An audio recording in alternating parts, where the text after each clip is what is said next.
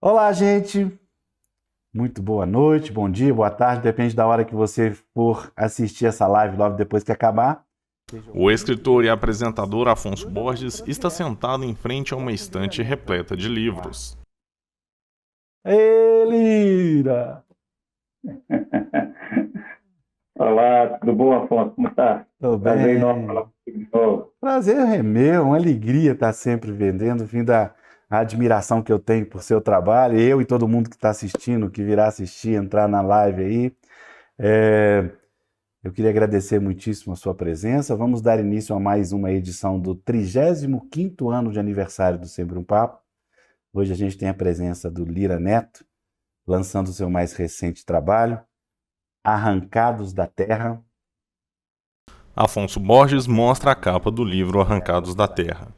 A capa mostra a figura de um imigrante judeu sobre a figura de barcos na água. Editado pela Companhia das Letras, cujo subtítulo é Perseguidos pela Inquisição na Península Ibérica, refugiaram-se na Holanda, ocuparam o Brasil e fizeram Nova York. Esse é o assunto do nosso bate-papo de hoje, entre tantos, né? Mas, ô Lira, eu queria voltar um pouquinho atrás, Lira. São 23 horas Vamos. na cidade do Porto. O meu amigo Lira Neto está. Primeiro, Afonso, quero postar que é um prazer enorme falar contigo, participar mais uma vez do Centro um Papo, né? O jornalista e biógrafo Lira Neto está sentado em uma sala. Ao fundo, há estantes ocupadas por diversos livros. É um prazer sempre renovado. Pois é, estou aqui em Portugal, já são aqui 23 horas, estou há cerca de 2 anos e meio, então estou com 4 horas de diferença aí em relação a você. Pois é, aí tem horário de verão, É, né? Que é normalmente muito são legal. 3 horas, agora com horário de verão são 4. Lira, conta para mim primeiro, vamos voltar um pouquinho. Conta primeiro como é que foi a sua ida para aí, né? Como é que tá aí? O que que você está pensando? O que que você está vivendo? Me conta por que que você saiu do Brasil e foi para o Porto.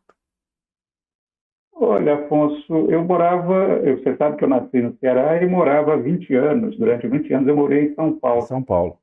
E um dia, eu e a Adriana Negreiros, minha mulher, Por nós sinal, um estávamos parêntese, conversando. Adriana Negreiros, grande jornalista e escritora também, autora E, de, entre alguns, a biografia da Maria Bonita, não é isso? exatamente, e vem coisa nova aí daqui a pouco, aguardem. Então é a Então, a Adriana gente que é a estava próxima conversando. convidada, fala com ela. Falo sim, falo sim. Então, a gente estava conversando e dizendo por que a gente está morando em São Paulo, né? Nessa correria louca, nessa cidade enorme, 13 milhões de habitantes, trânsito maluco, poluição. Com o nosso trabalho, a gente conseguiria viver em qualquer lugar do mundo, né? Ou seja, a gente não precisa estar batendo ponto. Então, a gente tem esse privilégio, né, que o ofício da escrita nos dá, e nós resolvemos passar um tempo fora, passar uma temporada fora. Eu tinha um projeto de fazer um doutorado, né, em História, tinha uma pesquisa que estava em andamento, embora num ritmo muito lento, atravessado por outros trabalhos, outros livros que eu vinha lançando, mas essa pesquisa exigia uma consulta e uma imersão em cenários aqui da Península Ibérica, os arquivos da Torre do Tombo, aqui em Lisboa. Então, eu juntei aí o útil ao agradável. Havia também ali isso foi ali no segundo semestre de 2018. Também achávamos que o clima político ia ficar um tanto quanto tumultuado, conturbado. Então, juntamos todos esses fatores, né? E junto com as nossas duas filhas mais novas, a Emília e a Alice, a Emília com 16 e a Alice com 12, viemos, né, de mala e cuia, né? E nos ambientamos. Hoje adoro, estou falando da cidade do Porto, adoro o Porto, uma cidade maravilhosa, cidade belíssima, né? E tudo parece nos dar a certeza que saímos na hora certa, né? Afonso, a gente hoje aqui em Portugal, depois de ter índices bastante preocupantes da pandemia, cerca de um mês e meio, um pouco mais, um pouco menos de que isso, o país entrou em lockdown, e hoje os índices, por exemplo, nas últimas 24 horas morreram apenas, quer dizer, apenas não é a expressão certa, mas morreram 3 pessoas em todo o país em Portugal, ou seja, são índices realmente invejáveis e que mostram que a única saída para enfrentar essa pandemia é avançar a vacinação em massa e controlar e promover o distanciamento social. Então, esse Portugal está dando uma lição, né, de como conduzir essa Interrompo um crise. pouquinho para fazer um contraponto e lamentar e enviar os meus mais sinceros sentimentos às... até perdi aqui. A 3.869 pessoas que morreram hoje no Brasil, num total de 321.515 óbitos acumulados em 31 de março, data de hoje. É um número inacreditável, né? É um número terrível, é um número absurdo, que mostra a desintegração, né, de um país, né? A irresponsabilidade de quem deveria estar conduzindo esse processo. Então, assim, eu fico até com um pouco de remorso, né, de estar aqui numa situação de privilégio, num país que soube controlar esses números da epidemia e tendo pessoas muito queridas, amigos, parentes, irmãos, sobrinhos. Perdi amigos, pessoas muito próximas, né? Perdi uma grande amiga do tempo de faculdade, a pessoa que me ensinou e que me apresentou a Fernando Pessoa, então tinha uma relação afetiva e uma admiração intelectual enorme, e foi uma dessas... Porque quando a gente fala 3.800, como você acabou de dizer aí, a gente não tem ideia, né, de que são 3.800 histórias, né, são 3.800 pessoas, são 3.800 vidas, né, que tinham irmãos, mães, pais. São 3.800 hoje dramas, né, que repercutem em um número muito maior, um crescimento exponencial dessa cifra. Então, é absurdo. Que aqui em Portugal, inclusive, no Brasil é notícia diariamente, as relações afetivas, históricas entre os dois países. E os jornais, na TV, nos jornais impressos, todo dia é esse sentimento de perplexidade, né, e de espanto e de indignação, né, em relação a esses números que você acaba de citar. Bem, vamos então só dar uma voltinha, a gente volta nesse assunto, é claro, o tempo inteiro. Você estava dizendo que estava com um outro projeto e aí houve uma mudança de percurso, foi isso? Eu depois de ter lançado a trilogia biográfica sobre Getúlio Vargas, eu iniciei ali o projeto de Aqui, ó. uma biografia coletiva. Aqui onde é que elas A ficam? história do samba. Olha aí quem está aí, o Getúlio aí. Está do lado do Padre Cícero. Afonso observa alguns dos livros de Lira Neto em sua estante. Que bom, que bom. Então, depois do Getúlio, eu me dediquei a fazer uma pesquisa sobre as origens do samba urbano. Saiu o primeiro volume em 2017 pela Companhia das Letras, também prevê uma série de 3 livros, né? Mas só que essas contingências pessoais, profissionais, né, me fizeram atravessar aqui o Atlântico, vir para o lado de cá, tirar do fundo da gaveta um projeto que eu vinha alimentando há muito tempo, um desejo antigo, né, de fazer este livro sobre essa saga desse grupo de pessoas, desses judeus sefardistas que viveram boa parte da vida à deriva, alvo de perseguições das mais variadas espécies. E então interrompi, né, o projeto do samba, né, suspendi o projeto do samba. Quando retornar ao Brasil, e as circunstâncias mostram que isso infelizmente não se dará tão cedo,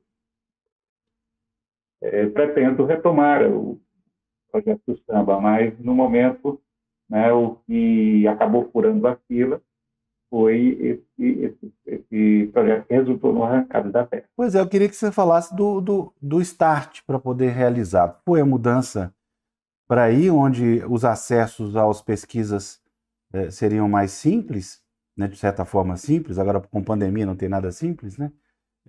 Ou de fato foi a história que é maravilhosa, já peço para ninguém ler na hora de dormir, senão vai virar a noite. Ou é a história, e dentro da história, mais uma pergunta, como é que você conseguiu alinhavar esses personagens? Uhum. Afonso, a história realmente é fantástica, ela me fisgou. E me fisgou tanto que eu mergulhei tanto nesses documentos e tudo mais, que acabei descobrindo, inclusive, a minha própria ancestralidade cristã nova. Então, acabei percebendo, descobrindo que na minha árvore genealógica, né, existe aí um bom número, um punhado de cristãos novos, oriundos aqui da Península Ibérica, que passaram ao Brasil. Quando eu estava diante dessa documentação, a grande preocupação era encontrar bons personagens, era encontrar. Não há uma boa narrativa sem bons personagens. Claro. Né? Então, eu precisava identificar naquela documentação aparentemente fria do século XVII, desculpa, do século XVII, encontrar esses indivíduos que pudessem contar essa história que se inicia aqui na Península Ibérica, né? Tem prosseguimento na Holanda, quando os sefarditas, os judeus portugueses, são expulsos da península, né, e buscam refúgio na Holanda e depois chegam ao Brasil e daí partem para outros destinos no mundo e chegando, inclusive, a Nova Amsterdã, a atual Nova York. Então, foi procurar nesses documentos personagens. E o primeiro personagem que me fascinou e disse: esse está na galeria, né, era um filho de um refugiado português, nascido em Portugal, crescido e educado na Holanda, o Manuel Dias Soeiro, e como era comum aos portugueses que fugiam da península buscando refúgio em qualquer um dos pontos da diáspora, mudava de nome, trocava de identidade. Então, Manuel Dias Soeiro passou a ser Menassé ben Israel, e nascido em Portugal, crescido na Holanda, se torna um intelectual, se torna um rabino, se torna um impressor, se torna um homem do mercado editorial, participava da Feira de Frankfurt. Nessa época já existia a Feira de Frankfurt, né? E o Menassé se choca, inclusive, como um pensador sem nenhum preconceito, um livre pensador, ele acaba por se chocar com a ortodoxia da comunidade judaica instalada na Holanda. Então, identifiquei no Menassé um personagem interessante para ser trabalhado. Só que aí eu vou buscar a origem de Menassé, né? Vou buscar, já que ele era português, e aí acabo me concentrando na figura do pai de Menassé, no pai deste Manuel Dias Soeiro, que é o Gaspar Rodrigues, que é o primeiro personagem que aparece no livro, né? Na forma, no encadeamento dos capítulos, o Gaspar Rodrigues é o primeiro a aparecer. Gaspar, um simples vendedor de pregos, um homem muito humilde, né? E que foi acusado, né? Foi denunciado à Inquisição como praticante do judaísmo em segredo. Ele é preso, ele foi denunciado pela própria esposa, vale dizer, pela Filipa, que por sua vez tinha sido denunciada por uma sobrinha. O sistema de delações premiadas funcionava nessa época também. Então, assim, quanto mais... Tinha que fazer uma comparação de delação premiada. A pessoa não ganhava nada por isso, não inventa não, Lira, delação premiada. Ganhava a possibilidade de ter as penas atenuadas nas práticas. Isso eu não sabia. Você delatava e ainda ficava bem na fita com a Inquisição? Exatamente. É o mesmo sistema que é aplicado ainda de forma muito autoritária e de forma muito à margem dos ritos processuais. E aí a Filipa,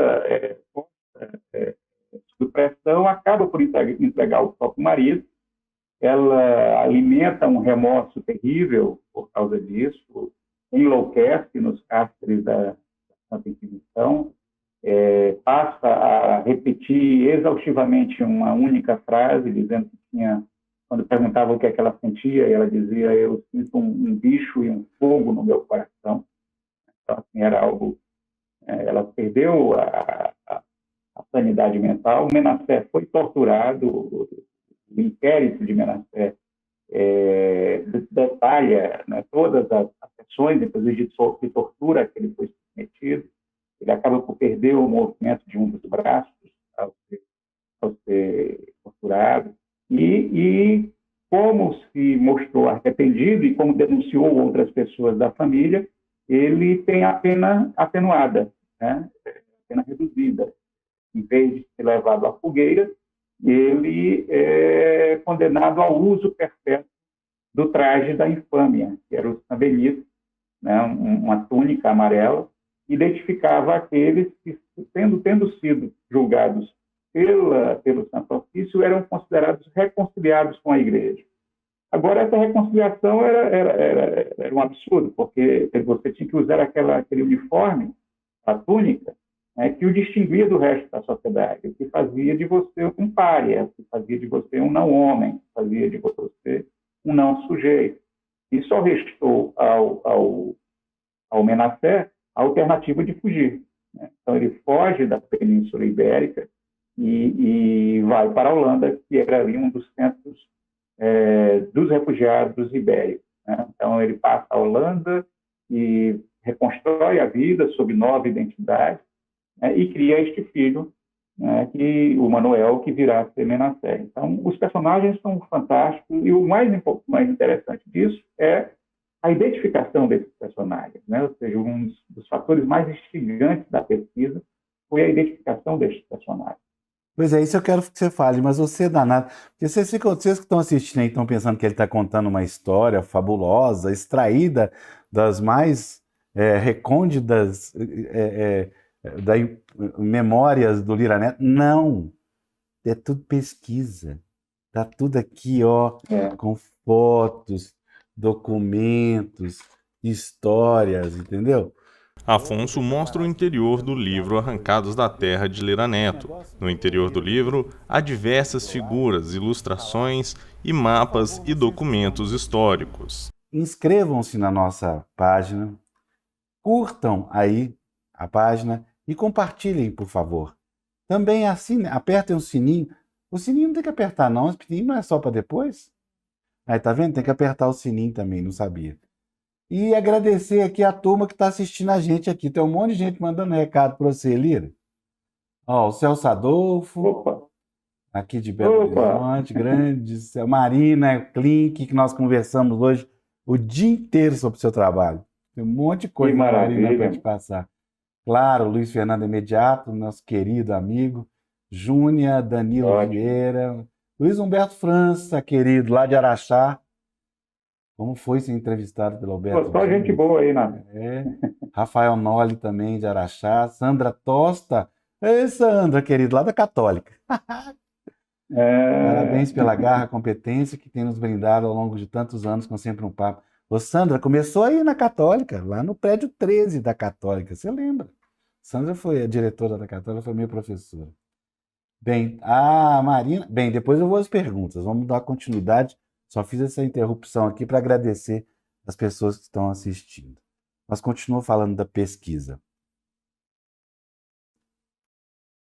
Então, depois de identificar esses personagens, passo para os documentos. E não só eu queria saber a trajetória desses indivíduos, eu precisava dar o devido contexto de cada um deles. Né? Então, teve toda uma pesquisa paralela sobre o cotidiano dos lugares que são citados no livro, sobre a vida privada daquele momento histórico. Por exemplo, há uma série de passagens que há navegações, porque a Holanda era uma potência nas navegações, no comércio transatlântico e transoceânico. Então, eu precisei, Afonso, estudar em manuais de navegação do século XVII. Eu precisei buscar como é que era uma viagem naquela época, o que é que as pessoas sentiam, o que é que um holandês, por exemplo, sentia ao cruzar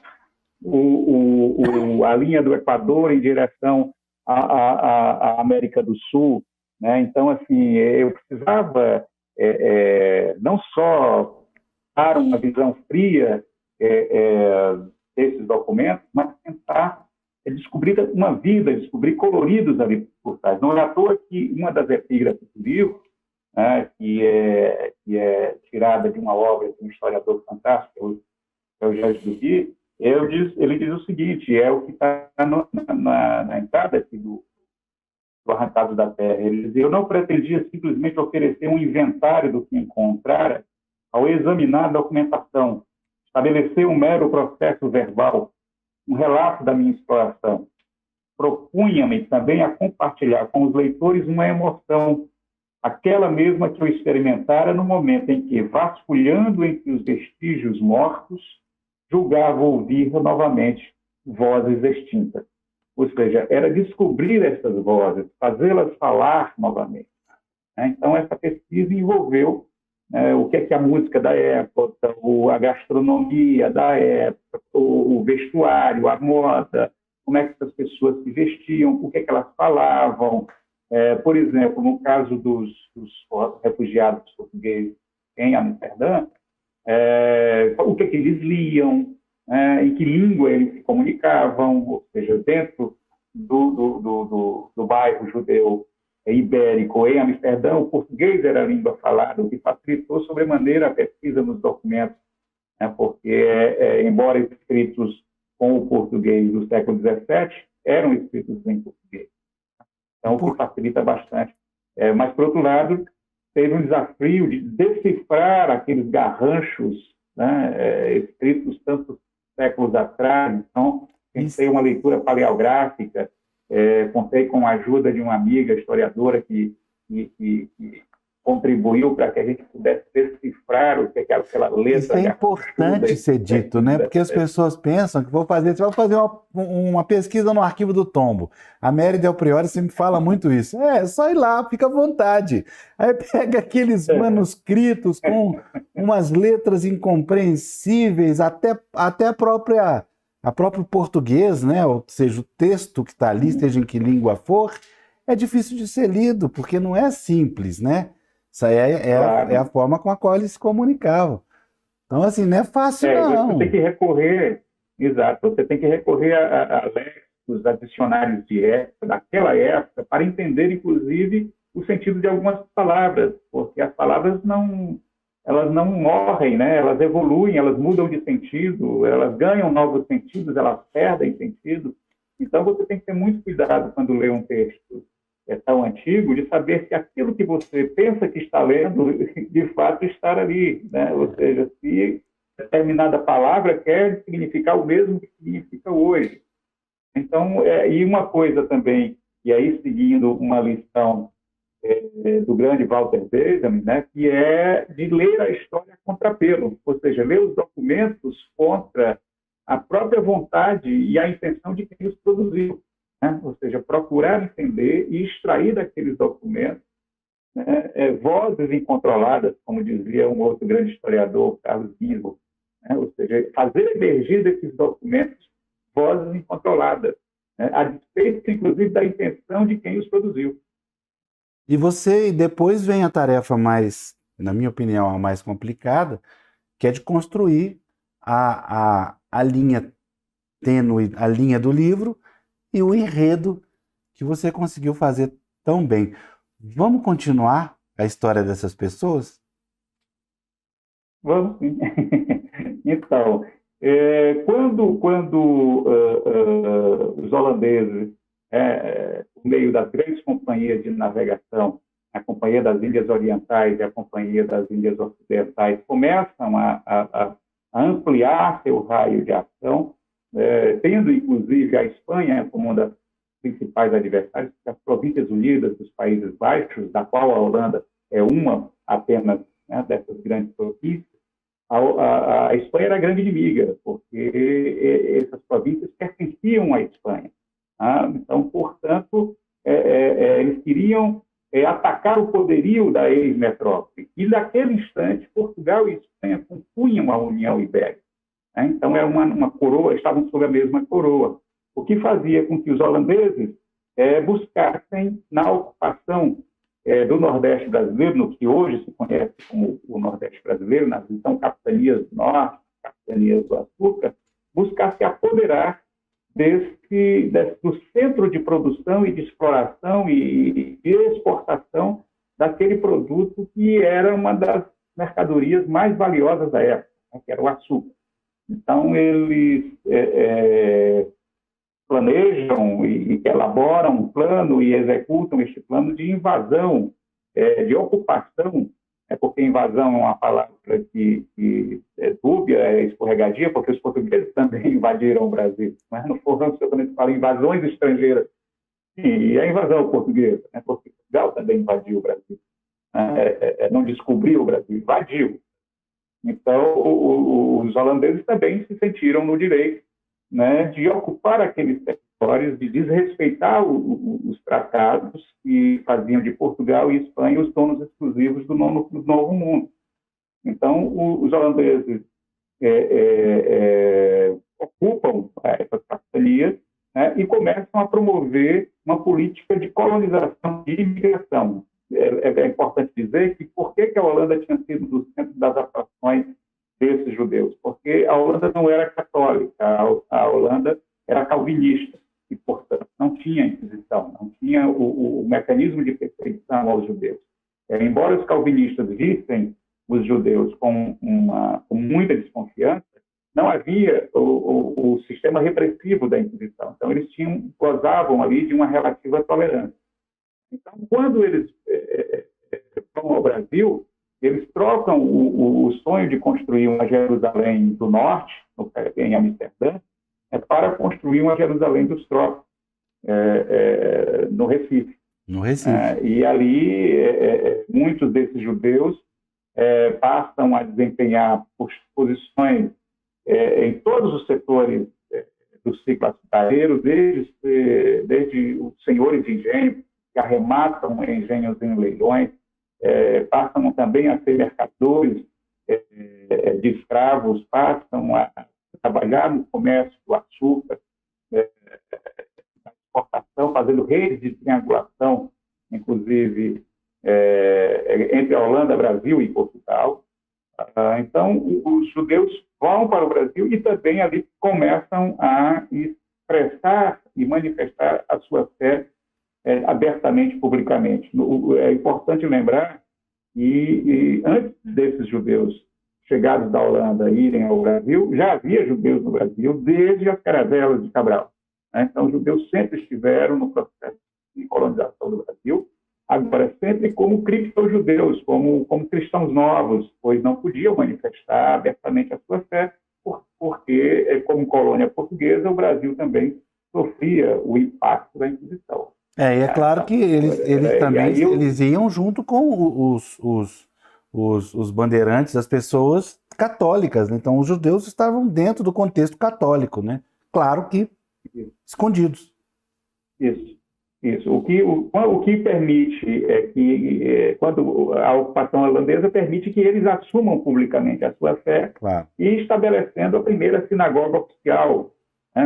Ou seja, não é que não houvesse sinagogas antes, havia sinagogas clandestinas, pequenas reuniões ali, onde eles manifestavam esse judaísmo em segredo, mas com a chegada dos holandeses, eles passaram a poder professar a sua fé livremente, e aí montaram uma sinagoga oficial na Rua dos Judeus. Ela foi reformada recentemente, inclusive, né? Exatamente. Onde que fica lá aonde que é? Fica no Recife Velho ali, no Recife Velho, na rua, hoje Rua do Bom Jesus, automaticamente a Rua dos Judeus foi transformada em Rua do Bom Jesus. Isso que eu ia dizer, tinha que ter algum santo ele ia virar. E aí a sinagoga, que passou durante muito tempo incógnita, ninguém sabia onde ela se localizava, muito recentemente ela foi localizada, foi redescoberta e reformada, né, e fica ali hoje no Recife, na Rua do Bom Jesus. Então, assim, essa história prossegue, então, no Brasil. Eu vou em busca, depois de ter consultado os arquivos da Torre do Tombo, aqui em Portugal, e ter tido acesso aos arquivos do Arquivo Municipal de Amsterdã, vou em busca, então, dos arquivos do Brasil, né, para descrever como é que era o cotidiano desses indivíduos, como era que era a vida privada desses indivíduos, como é que era o dia a dia, né, do Recife holandês, tudo com base em documentação da época. Uma coisa que é importante salientar, você estava mostrando ali as fotos do livro e alguns facsímiles e tudo mais. Como sempre, o Arrancados da Terra traz, os meus livros, ele traz, por exemplo, mais de 40, quase 50 páginas de referência às fontes documentais, de onde foi tirada cada uma das informações que constam no livro. Né? Tá, não, já tem umas perguntas aqui. É claro que a história do livro prossegue. Vamos só dar uma paradinha. Tem algumas perguntas relacionadas à pesquisa sobre Maurício de Nassar. Tá o Túlio aqui perguntando, a Marina Klink também perguntou se você não fez nenhuma referência. Esse projeto, na verdade, começou com essa intenção. Né? Isso lá para 2003, ou seja, antes da publicação de Castelo, A Marcha para a Ditadura, que foi o meu primeiro livro em circulação nacional. Antes disso, ali, meio que concomitantemente, eu tinha esse desejo de biografar o Natal. Havia um projeto nesse sentido. Mas eu fui fisgado pela outra história. Né? Ao pesquisar o Brasil holandês, ao pesquisar o Natal, me caiu à mão uma bibliografia, e lembro que naquele momento eu li pela primeira vez ali em 2003, com muito atraso, mas li ali um livro fantástico do José Gonçalves de Mello, que chama Gente da Nação, e despertou a lebre de história. Tem uma história melhor aqui do lado, né, me chamando. E aí fui juntando material durante todo esse tempo, com muita bibliografia, com narrativas de época, com narrativas, inclusive, tanto dos luso-brasileiros quanto dos neerlandeses. E a figura de Nassau acabou sendo eclipsada na minha cabeça, né, por essa outra história. E quando houve ali uma descoberta da minha ancestralidade cristã nova, aí me pegou de vez. Aí eu disse, não, é isso aqui, o livro é outro, né, o livro ganhou outro caminho e ganhou outra dimensão.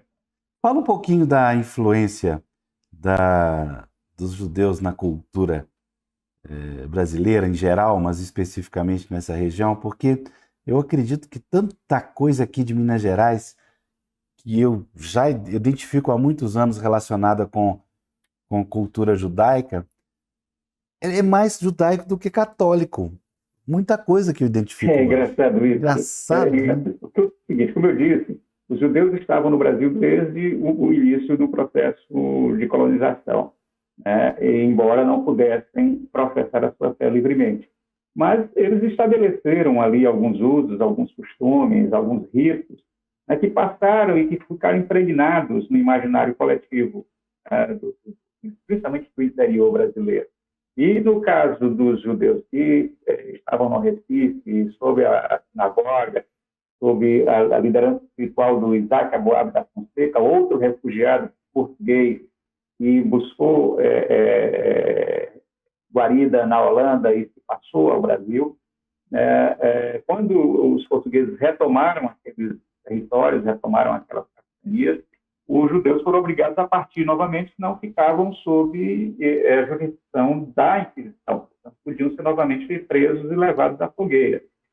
Mas nem todos tiveram a oportunidade de pegar um barco e partir, e voltar para a Holanda ou para qualquer outra concessão neerlandesa ali no Caribe, como muitos fizeram. Alguns não tiveram essa chance. E a única possibilidade que eles tinham de sobreviver era se embrenhar a sertão adentro, ocultando as próprias identidades, ocultando a própria fé, mas deixando ali o rastro muito nítido desses usos, desses costumes. Existem pesquisas fabulosas, fantásticas, que mostram que alguns dos costumes, inclusive ritos funerários do Nordeste, são muito próximos da influência dos ritos funerários judaicos, por exemplo, o uso da mortalha ser enterrado em terra virgem, de derramar a água do pote da casa quando morre alguém dentro de casa, né? Não varrer a casa da porta para a rua, né? De dentro da rua para fora.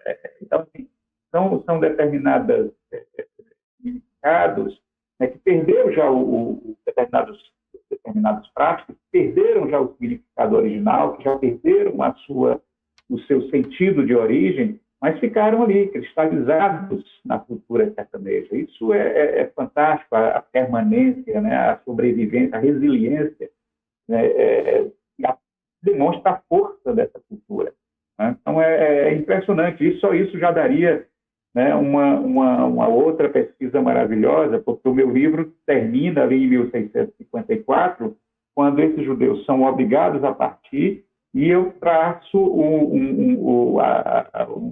lanço ali o olhar sobre um barco específico, né, que teria levado 23 desses judeus, né, mais ao norte, e depois de uma série de peripécias, ataques de navios piratas, eles teriam chegado ao entreposto comercial holandês, que naquele momento estava instalado na ilha de Manhattan, e que era a Nova Amsterdã, né, a atual Nova York. Então, essa história, para mim, no caso da Terra, é um recorte cronológico, ela termina aí. Seria interessantíssimo, né, perceber, não os que foram, mas os que ficaram, né? Ou seja, os que não puderam partir, né? Por onde é que eles foram? O que traz uma dificuldade historiográfica adicional, Afonso, porque desde o início da pesquisa isso ficou muito claro, muito evidente para mim, que eram pessoas que viviam a vida toda apagando os próprios rastros, né, para fugir, para escapar das perseguições.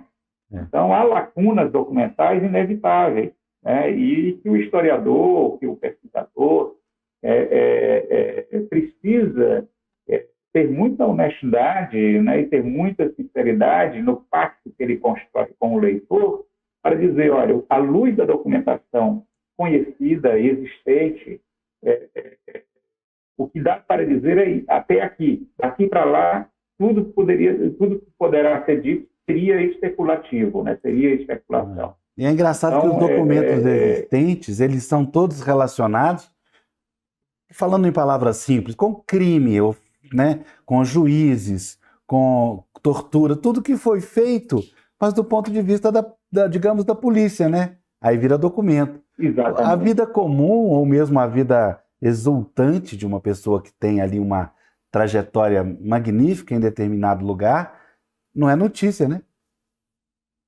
É isso que eu estava falando, aquilo da lição de Benjamin, de ler a história a contrapelo, né? Então, é uma questão que o investigador, que o pesquisador se depara ao saber que aqueles documentos estão impregnados pelo viés, no caso da Torre do Tombo, por exemplo, dos documentos inquisitoriais, estão contaminados, né, pela visão do inquisidor, né, por aquele que olhava o Gaspar como um criminoso, como alguém a ser punido, se possível e se preciso, pela purificação do fogo da fogueira, né? Então, assim, então nós temos que observar esses documentos tendo o cuidado de saber que ali é uma interpretação. Todo documento é produzido com uma determinada intenção. Nós não somos positivistas do século XIX que acreditavam que os documentos podem ser neutros, que podem ser objetivos. Todo documento, qualquer que seja ele, é produzido por alguém e com uma determinada intenção. Não é porque está no documento que é assim, que é verdade. E eu tive uma questão semelhante na época que eu estava trabalhando sobre o samba, né, sobre o primeiro volume do samba, em que os primeiros sambistas eram todos considerados marginais pela polícia. Então, portanto, muito do que se sabe sobre ele decorre dos arquivos policiais. Então, o que lança aí, Afonso, uma questão adicional, né, que é como é que se dá a construção dos arquivos. Né? O arquivo também é uma fonte de poder. Né? O arquivo também traz um viés interpretativo. Como é que se monta um arquivo? O que é que entra neste arquivo? O que é que não entra neste arquivo? Por que este documento é considerado arquivável e o outro não? Então, são questões que se colocam dentro da pesquisa histórica que são inevitáveis. Né? Então, E a assim, história da vida privada no mundo é muito recente, né? Estudo da história da vida privada data de década de 50 agora, ou mais, né? Ou pouco. Não é uma coisa nova. Aliás, é uma coisa nova. E aí é por isso que nós temos que saber ler os documentos dessa época para tentar entender e extrair informações, vestígios, pistas, às vezes muito escorregadias, sobre como é que era a vida privada no século XVII.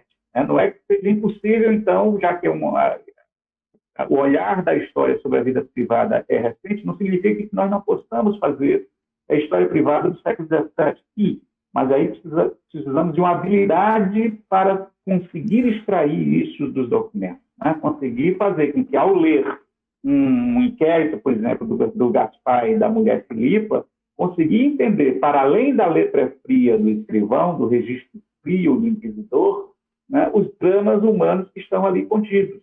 Né? O fato de, por exemplo, um casal ter sido afastado dos próprios filhos, né, ao ser presos pelos inquisidores, com 3 filhos menores. Então, como é que viviam esses filhos? Como é que passaram a viver esses filhos?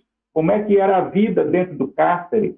Né? Como é que os presos se comunicavam, se é que se comunicavam? Então, são aspectos que o livro levanta, né, a partir dessa indagação e desse olhar interpretativo, desse olhar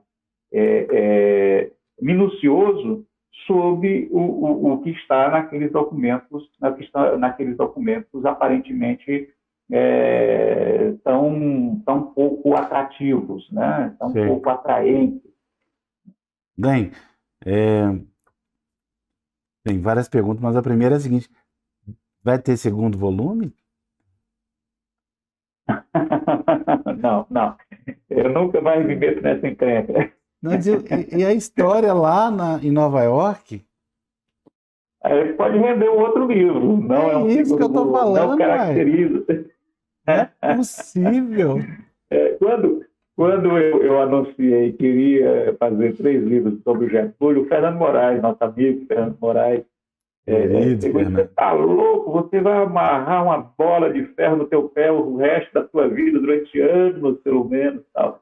E é exatamente isso, ou seja, esse compromisso, né, que esse livro possa vir a ter uma continuidade, a forma de um segundo, que está no 3º volume, não.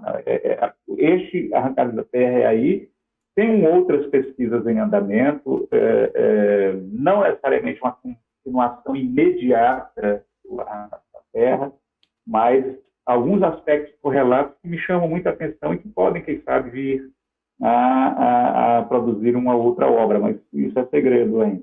Eu já estou aqui, já tô querendo te convencer da seguinte tese: a Inconfidência Mineira foi feita por judeus. Vou provar. Primeiro, o motivo da Inconfidência, obviamente, eram os impostos, ou seja, era um povo oprimido que pagava muito imposto, portanto, quem trabalhava eram os judeus. Beleza. 2, os judeus que inventaram, na verdade, como também um povo oprimido ali naquele contexto, a história da mineridade. Que mineridade, Lira, eu faço essa piadinha, mas não é piada não, hein? A mineridade, na verdade, é uma reunião de defeitos, né? Inconfidência, desconfiança, falar por trás, e aí vai lá, faz um negócio.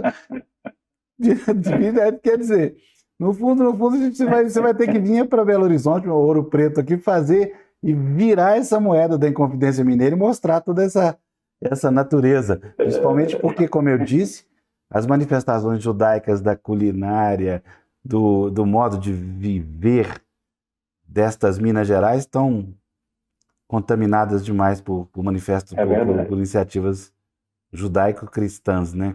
Misturada um pouco, né? É verdade. Convenci não, né, Lira? Ele tá rindo que eu não convenci, não. Vou pensar melhor nisso, depois eu falo. Convenceu. Não sei se isso, né? Tem aí muita gente em Minas Gerais muito melhor que pode fazer isso aí. Vamos ver se tem alguma pergunta. Trem Tabirano, maravilhoso, Marcos. Lira Neto, biógrafo de Getúlio Vargas, fale um pouco sobre a mudança de nome de Itabira para Presidente Vargas em homenagem ao ditador por ter criado a empresa Vale. O Getúlio sempre me puxando, né? É o Marcos Mendonça, lá de Itabira, querido Marcos, entendeu? Eu, na pesquisa do Getúlio, logicamente, não é uma enciclopédia getuliana, né? Há muitos aspectos que ficaram de fora, mas isso é uma coisa interessante, né? Ou seja, como o Getúlio passou a influenciar tanto a vida nacional, a cultura nacional, a economia nacional, tudo, né? A sociedade e tal, e acabou sendo eternizado aí em nomes de cidades, de praças, de ruas. É interessante notar que praticamente não há uma única cidade do Brasil que não tenha uma referência qualquer a Getúlio, né? Ou seja, uma rua, seja uma praça, seja o nome da própria, de bairros. É impressionante, né? Assim, agora, sobre Itabira especificamente, né? eu não me sinto cavalheiro, né? Não me sinto autorizado suficientemente para falar a respeito, né? Muito mais um assunto que muito mais os mineiros, os próprios itabiranos, podem falar muito melhor também que eu. Entendi. Né? Saiu bem, maravilhosamente bem. Ei, Lira. Aqui, mas vamos voltar ao livro um pouco. Não só do ponto de vista da pesquisa, você construiu, na minha opinião, eu estou no meio desesperado, vou terminar hoje. Você construiu um retrato de época, um retrato de uma época. Você conseguiu, desde detalhes de alimentação dessa época, que eram peculiares a esse tempo, né? Até vestuário, até, claro, a política da época. Uma coisa que eu faço questão sempre quando abordo um personagem, um tema, ou seja, um assunto, me tornar íntimo, né, das cores, dos cheiros, dos sabores, das texturas daquele cenário, né? Esse cenário precisa estar bem materializado na minha mente, na minha cabeça, para que eu possa vir a escrever sobre ele. Então, eu procuro me municiar da documentação mais vasta possível, como lhe disse. Para narrar uma viagem marítima, eu precisei ler vários manuais de navegação do século XVII. Como é que dava um nó dentro do navio? Como é que baixa uma vela? Como é que ista uma vela? Né? Então, essas coisas, por mais que às vezes elas não entrem no livro, mas eu preciso saber, eu preciso conhecer para poder falar sobre elas. Então, no caso do Arrancados da Terra, eu tive que reconstruir, né, mentalmente e oferecer para o leitor cada um dos cenários, seja a Lisboa seiscentista, seja Amsterdã, na época de ouro dos Países Baixos, seja o Recife açucareiro do período colonial, seja a ilha de Manhattan naquele instante. Eu precisei me municiar de documentos que me dessem esses aspectos, né? E aí, para poder construir esse texto de uma forma sinestésica, né? Ou seja, que o leitor fosse exposto, né? E tivesse contato exatamente com esses cheiros, com esses sons, com esses sabores, com a temperatura, com o livro, inclusive, um bom leitor vai perceber que ele muda de temperatura, né, quando há a passagem da narrativa da Holanda para o Recife. Então, eu procuro ali, tentando pesquisar qual era a sensação térmica que um europeu, pela primeira vez, sentia ao atravessar o Oceano Atlântico. Então, eu tento oferecer para o leitor todas essas referências, todos esses elementos com base, né, na documentação, numa leitura absolutamente minuciosa e atenta dessa documentação. E no caso dos personagens, no caso de uma biografia coletiva como é essa, porque não deixa de ser uma biografia, é uma biografia só de vários personagens, como eu costumo dizer, o que é uma biografia coletiva? Né? É a tentativa de recuperar, inclusive, o sentido da palavra texto, né, Afonso? Você sabe muito bem disso. Né? Ou seja, o que é o texto? Né? O texto é uma tessitura, é um tecido. Né? E essas vidas, esses personagens que eu descobri, que eu vou pondo em evidência ao longo da narrativa, são os fios isolados desse tecido. E quando vistos de forma individual, singular, eles parecem não dizer muito, não oferecer muito para a narrativa, mas na hora que ele se entrelaça com os outros fios, ele começa a construir esse tecido, essa tessitura, e isso começa a estabelecer um desenho que, quando você via só um fio e outro fio, você sequer imaginava que ele pudesse vir a produzir.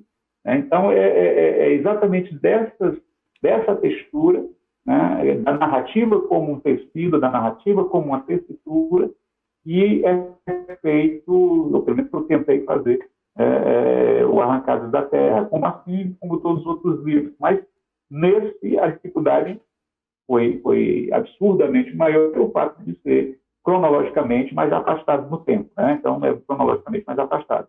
Então, claro que é muito mais difícil, mais desafiador e, portanto, muito mais instigante, muito mais emocionante, né, para um autor tentar trazer isto de volta, trazer a reconstrução desses cenários, da vida desses personagens, né, fazê-los calçar os sapatos do morto, né, e fazê-los andar, né, fazer com que eles voltem a andar. O Fernando fala que tem que tirar da tumba, lembra?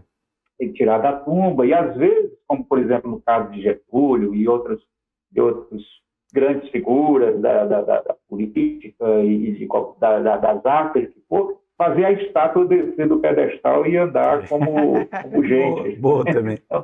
Boa imagem. Né? Agora, veja bem, o recurso estilístico que você utilizou é o recurso da ficção, é o recurso do novo jornalismo, é o recurso do texto literário. A pergunta é a seguinte: o que você inventou nesse livro? Nada. Não vem com nada. Eu digo assim, o que você teve que fazer aquela costura? Eu sei que você não inventou nada. Na verdade, mas eu digo assim, o que você teve que costurar para poder fechar? É porque a palavra invenção ela pode ganhar um sentido pejorativo, né? Entendi. O leitor vai perceber, né, que a cada pode trocar a palavra, parágrafo, que a cada parágrafo eu tenho uma nota que remete ao final do livro, onde o leitor vai saber de onde é que eu tirei aquela informação. Ou seja, nada saiu da minha cabeça, ou seja, não preenchi as lacunas da investigação com a imaginação. Agora, isso no sentido negativo, ou pejorativo, ou menor da palavra invenção.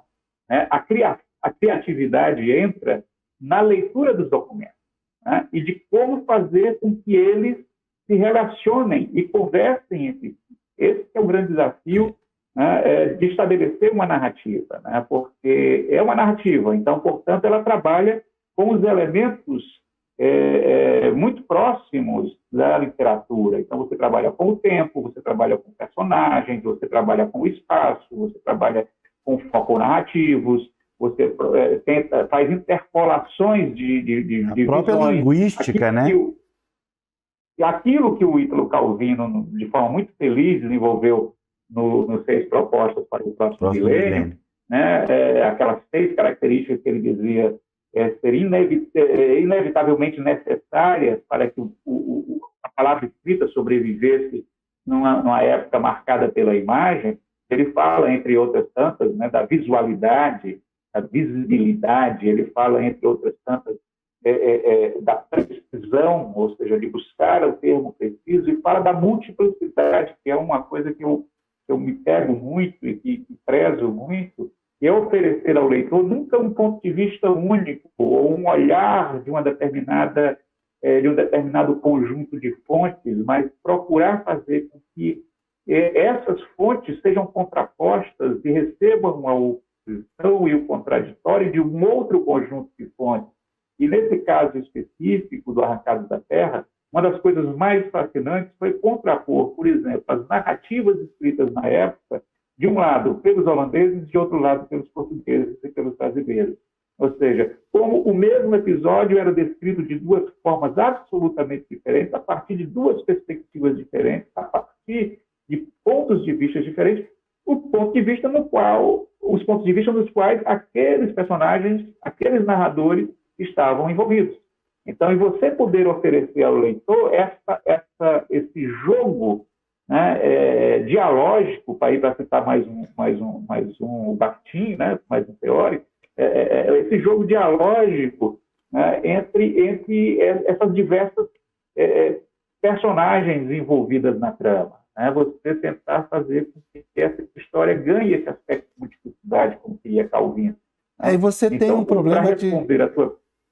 Eu gostei da história da temperatura, porque, fazendo uma brincadeira mórbida, a temperatura dos seus personagens anteriores era mais alta, né? Esse aí, temperatura de 1600, não deve existir, né? Pois é, não tem uma coisa, por exemplo, não tem o registro, que era no caso de um livro passado no século XX. Você vai aos jornais da época e vê se naquele dia fez sol, se faz chuva, qual era a previsão meteorológica. No caso do século XVII, como é que eu peguei isso? Eu fui ler os relatos dos viajantes. Né? Então, nos relatos dos viajantes, escreviam, né, os cronistas de época, eles escreviam por si só o que é que eles sentiam durante essa travessia transoceânica. Né? O que é que ele via, que tipo de peixe ele via, que tipo de movimentação do mar. Quais marés, as correntes que tem que pegar, a navegação pelas estrelas e tudo ali, né? Isso. Então, tudo isso está descrito nesses manuais de navegação e nessas crônicas desses viajantes. Então, você pega isso, né, como fonte e oferece ao leitor, dando exatamente o crédito lá na nota do final, onde é que você tirou essa informação, e um europeu pode atravessar o Equador, suave em bicas e dizer, eu vou morrer de sede. Né? Tá nos relatos dos navegantes, dos próprios viajantes, dos próprios manuais de navegação, e que recomendavam, inclusive, determinados cuidados a cada trecho da viagem. Entendeu? Então, a questão da hidratação, a questão de como ancorar o navio em determinado lugar, a questão dos ventos contrários, dos redemoinhos, das correntes marítimas, tudo isso estão lá nesses manuais. Então, eram preocupações, não só de ordem prática, mas também algumas preocupações, algumas fantasmagorias, como, por exemplo, o pesadelo do famoso holandês voador, né? As histórias míticas sobre os monstros marinhos e tudo mais, está tudo nessa literatura.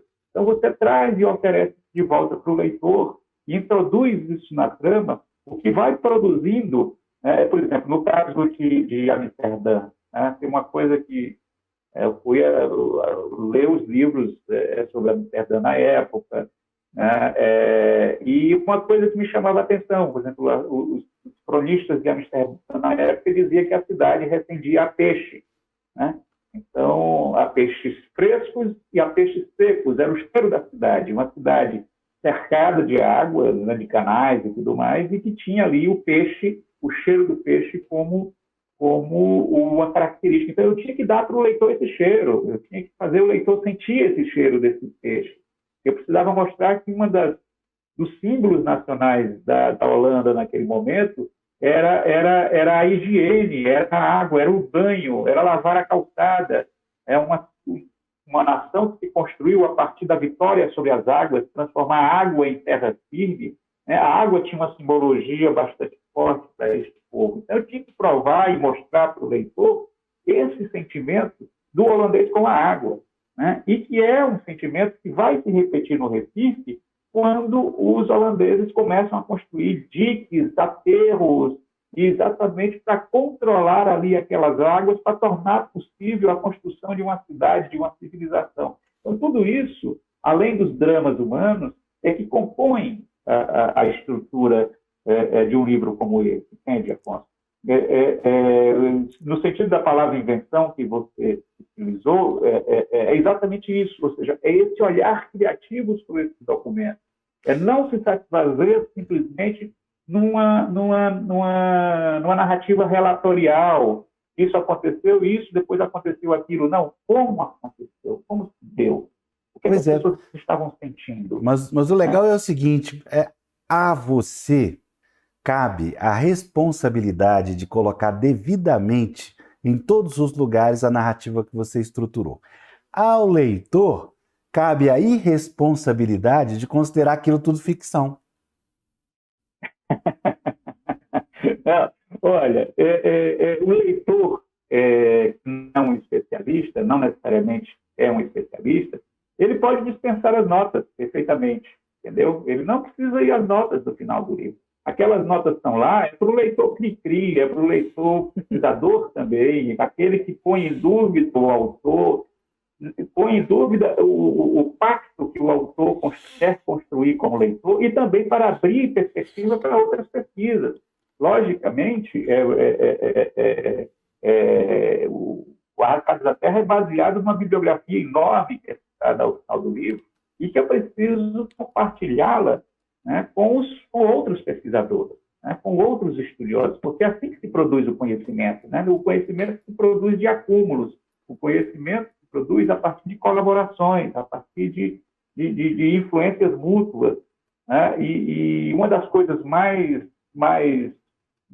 sensacionais, assim, nenhum dos jabutis que eu ganhei, que me deram tantas alegrias, né, foi tão precioso quando eu submeti os originais do livro, né, portanto, bem antes da publicação, a um dos maiores historiadores, se não o maior historiador vivo hoje no Brasil, que é o professor Evaldo Cabral de Mello, submeti os originais a ele, e o Evaldo disse uma coisa que me deixou absolutamente assim, dá vontade de botar na parede, assim, como uma moldura dourada, né, em que ele dizia assim, impressiona-me a forma como as fontes são articuladas dentro da narrativa. Né? Então, isso, daí sim, né? Isso que está o caráter de invenção, no sentido da construção de uma narrativa, mas sempre toda calcada numa documentação. Né? Inclusive, Afonso, só para terminar isso, uma documentação que às vezes eu questiono a validade dela. A autenticidade? Né? No final do livro tem exatamente, a veracidade dela. Né? Por exemplo, no final do livro, você está na metade, você vai ver depois, um pós-escrito, depois que termina a narrativa, eu estabeleço, né, depois do epílogo, um pós-escrito, em que eu discuto, faço uma discussão historiográfica bastante detalhada, né, levantando uma série de questões, de interrogações, de questionamentos, para até indagar se os 23 judeus que chegaram em Nova Amsterdã são, de fato, os mesmos 23 judeus que partiram do Recife.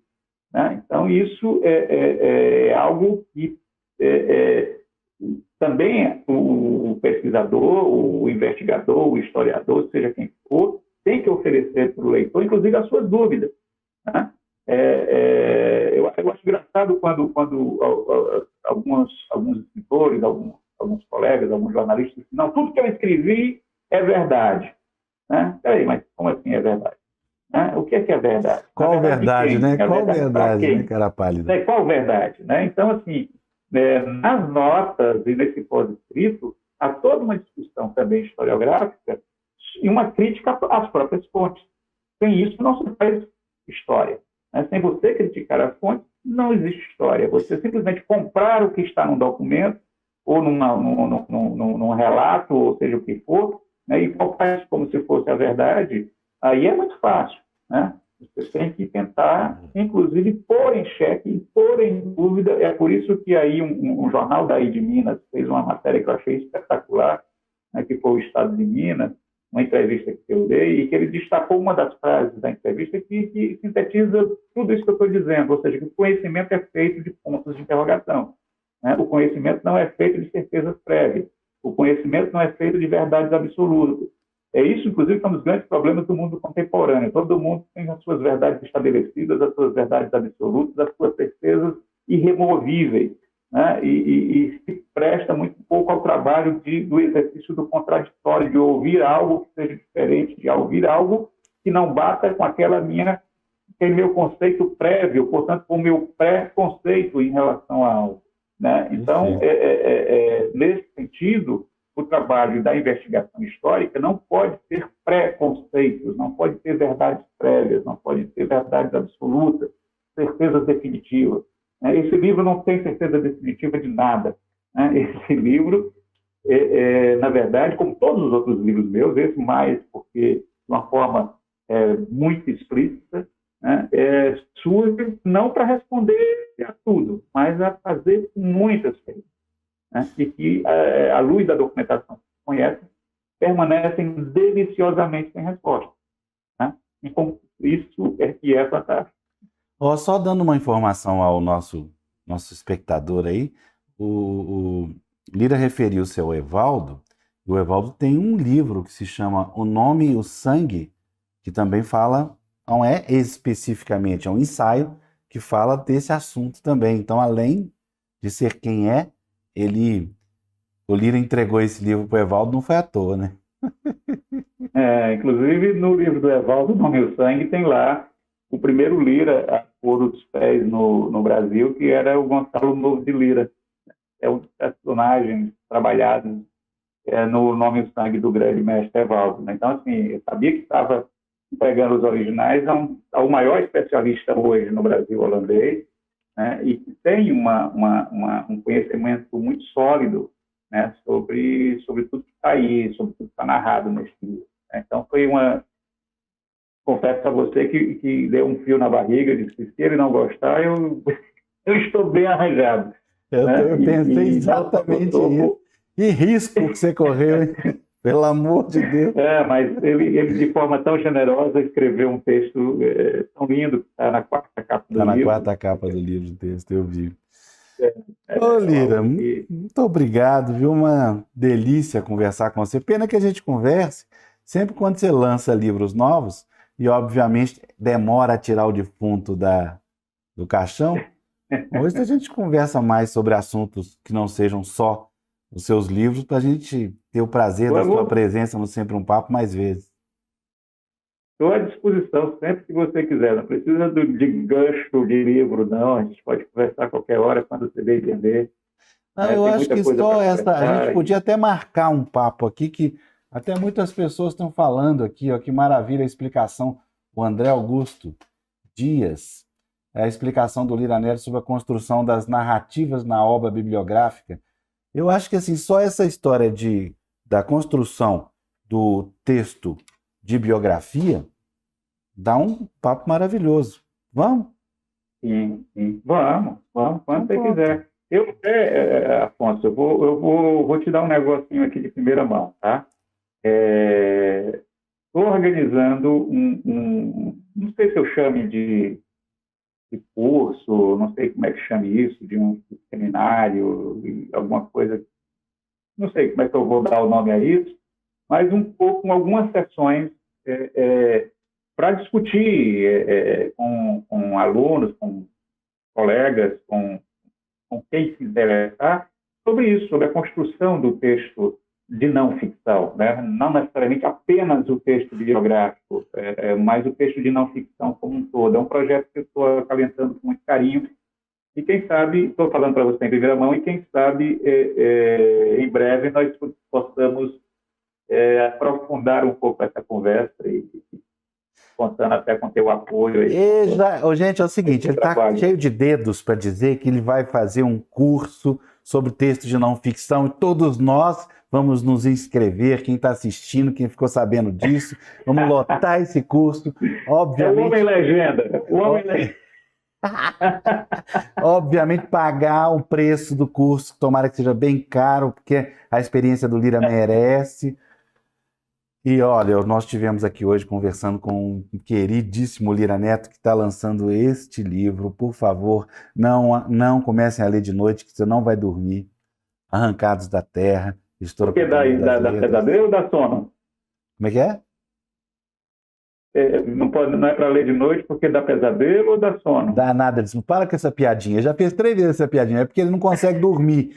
Você começa a ficar louco. Eu dormi. Ontem eu estou lá, acordei com babando no livro. Não pode, uai. Não pode, acordei babando nele. Não dá. Ô, Lira, Deixo para Vossa Excelência as palavras de encerramento. Olha, Afonso, é sempre um prazer, né? Como disse no início, reforço, é sempre agradabilíssimo conversar com uma pessoa do teu traquejo, da tua experiência, da tua sensibilidade, principalmente. E, assim, parabéns pelos 35 anos do Muito Sempre obrigado. um Papo. É um troféu, é um mérito, não tem um adjetivo para definir, né? Isso é uma conquista, um programa dedicado à literatura, às letras, num país como o nosso, que, por vezes, e principalmente nos tempos que correm, valoriza tão pouco o conhecimento, as ideias, a arte, a cultura. Você é um herói, certo? Parabéns pelos 35 anos do Sempre um Papo, parabéns por essa trajetória, parabéns a quem te patrocina, parabéns a tua equipe, sabe? Para mim é uma honra, é um prazer, mais que um prazer, é uma honra, e isso não é um clichê, isso não é uma frase feita.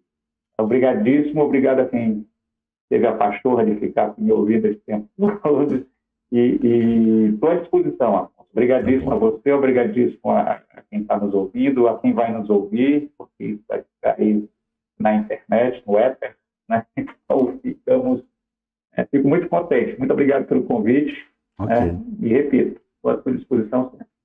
Ô, Lira, muito obrigado, viu? E um abraço a todos que nos assistiram. Até a próxima.